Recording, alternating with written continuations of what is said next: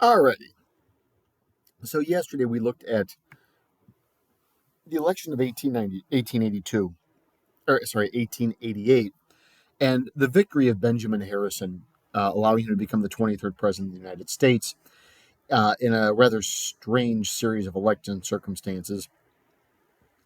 And we looked at some of the successful accomplishments or things that got done during Harrison's administration. Now, what really needs to be looked at here right now is the way that his accomplishments were overshadowed by the problems that Harrison's administration caused. The Sherman-Silver Act, which was done as sort of a compromise to appeal to members of the Republican Party and, quite frankly, Democrats as well, who were drifting more and more towards the progressive idea of using a bimetallic standard. On the surface, it's fairly straightforward and simple. The government decides that it's going to buy and coin silver. So every year, the government will buy a certain amount of silver, they will turn it into coins, and those coins are good for legal currency. The coins themselves cannot be used to pay for government debts, but they can be used in any other circumstance. And obviously, silver, is valuable, and the government is willing to buy silver from people and make them into coins. The problem comes in, and I genuinely do not understand how nobody thought this through. They minted coins out of silver that were the exact same size as the gold coins. And then they said they had the same value as the gold coins. So the $1 silver coin and the $1 gold coin were the exact same size and weight. Well, logically, this should, be a warning sign for somebody, because gold is like literally 10 times more valuable than silver. And what people began to do was they would go into a bank with, $100 worth of silver coins and get $100 worth of gold coins that were the exact same size and shape. So essentially, you just gave $100 of silver and you probably got $1,000 worth of gold. Well, it doesn't take very long for people to catch on to this, and within a year or two, the entire economy is suffering from rampant inflation and the U.S. running out of gold. There is also the issue of the homestead strike. While not a major thing, it does sort of push forward the problem that the Republican Party is facing. And quite frankly, not just them. In the homestead strike, the Homestead Steel Plant in Homestead, Pennsylvania, was a part of the Andrew Carnegie steel empire. The strike turned violent, and ultimately, the military had to be sent in to put it down again. This simply reinforced to labor that the Republican Party was anti-labor. Now, interestingly enough, it does not push them into the Democratic Party, because remember, the past 3 election cycles, four, the Democrats and Republicans have been running basically the same candidates. So instead, the laborers join in and form a brand new third party, the People's Party, or as it is more commonly known, the Populists. Now there's the election of 1892, and this is a strange thing. Now, granted, it ain't like 2024 strange. This election will go down in history as one of the most messed up things in American history ever.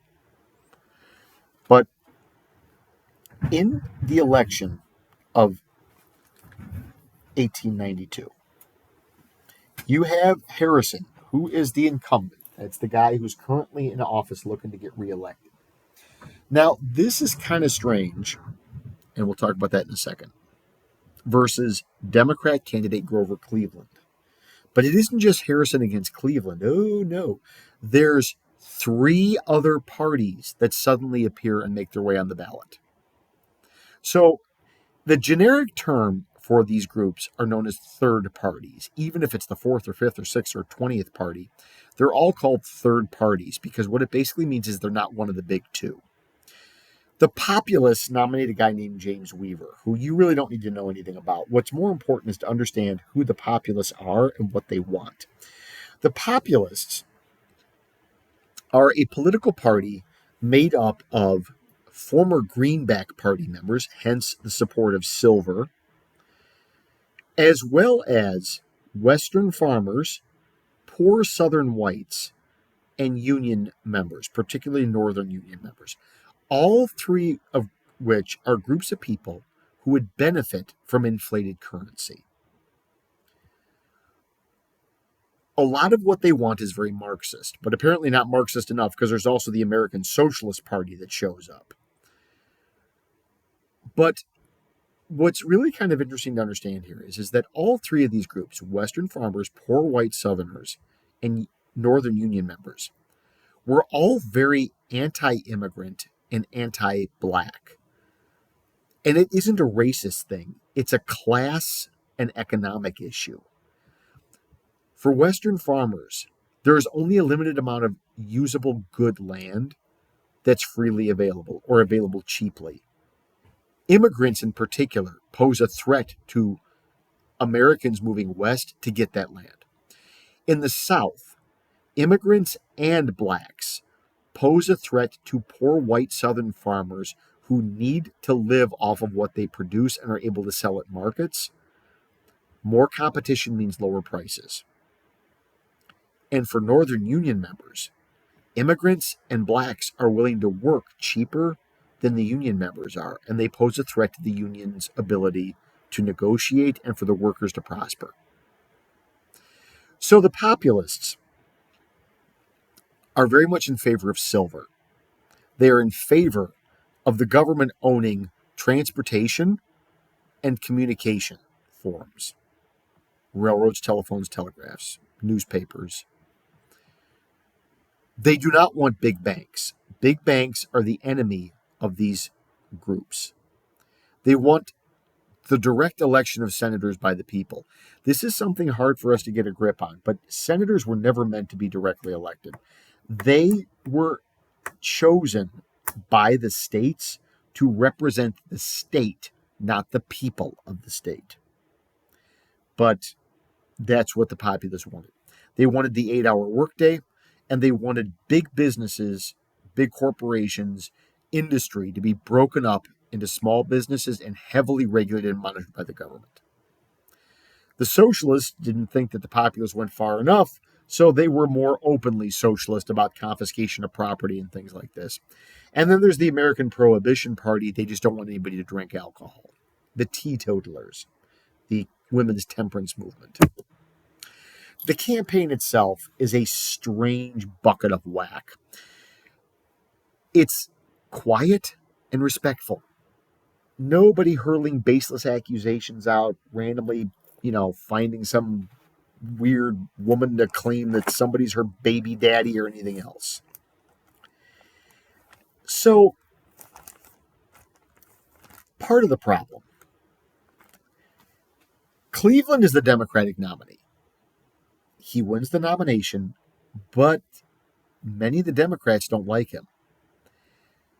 Many of the Democrats are beginning to feel that the Democrats are too much like the Republicans. And this conservatism is not what is going to win future elections. So while Cleveland was obviously the most popular, most powerful, and most influential Democrat among the vast majority of Americans, his own party didn't really wholeheartedly get behind him. And in fact, they choose for him a vice presidential candidate who really kind of opposes a lot of what he wants. The issue of Benjamin Harrison is even stranger. The Republicans nominate Harrison. He's the sitting president. But Harrison didn't want to run. And to be really honest, the Republicans didn't want to nominate him. They were going to not nominate him until Harrison found out that they were going to not nominate him. And then all of a sudden, he was really insulted that they weren't going to nominate him. And then he demanded that he be nominated. So they nominated him, and he ran kind of like he really didn't want to win and that he was done. And he more or less was. The effect of the populists on Western farmers was so significant that in 4 states in the West, Democrats could not even get on the ballot. 4 states did not have Grover Cleveland as an option for the presidential race. And there's large numbers of Southerners who vote populist too. Wyoming, one of the populous states out in the West, actually allows women to vote in the election, which causes a whole new group of people to be interested in this factor. Now, in what is maybe the strangest, and I think honestly the most touching and sentimental thing that happens, Benjamin Harrison's wife died in September of 1892. Out of respect for her death and for the grief of Harrison, all the campaigning stops, and nobody bothers to do anymore. That certainly would not happen today. Now, in the end, Cleveland wins huge by over 400,000 electoral votes, easily crushing in the Electoral College. But you would think that the Democrats would be happy with the fact that they won, that they got the votes, that they were back in office and in power. But no, they were not happy. Why? Because they were focused on the fact that the populists won 4 states in the West, and the populists become the first real third party in U.S. history to win electoral votes. The populists got 22 electoral votes, and in actuality, it should have been higher than that. The state of Mississippi voted populist, and the Ku Klux Klan destroyed the ballots so that the populists could not win. But the South was gradually drifting more that way too. So instead of focusing on the fact that they won the election, both the Democrats and Republicans begin focusing on the fact that there is a third party that got 22 electoral votes, and they both want a piece of those votes. So we'll pick this up tomorrow, talking about Cleveland's second term. Peace in the